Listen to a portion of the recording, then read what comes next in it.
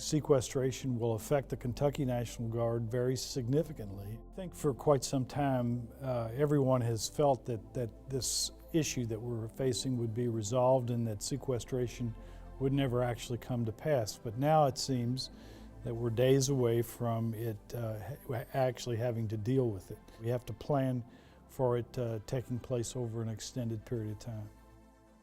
The most dramatic effect that we will see immediately is really to our technician force. Despite the fact that our people do the same jobs as full-time military members do, despite the fact that they wear uniforms, it has been determined by the Department of Defense that these are considered civilians.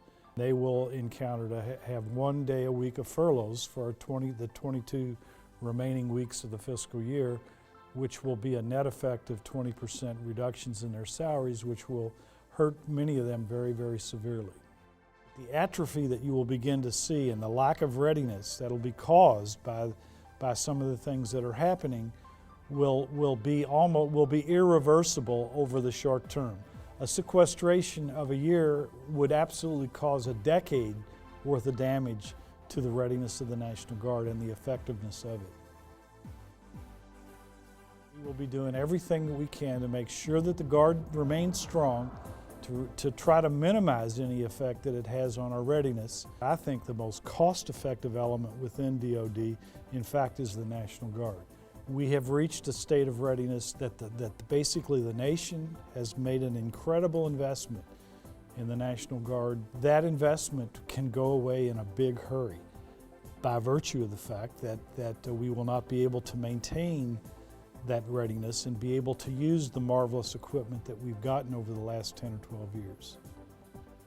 Everybody just needs to know that the Guard is there for them.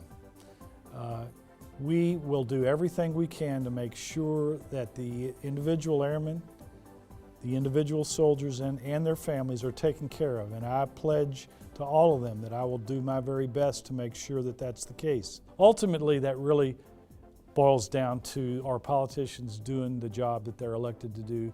Provide us with a budget, let us know what our parameters are, and then let us craft something that is the most effective way forward that we can for the American public and the citizens of the Commonwealth.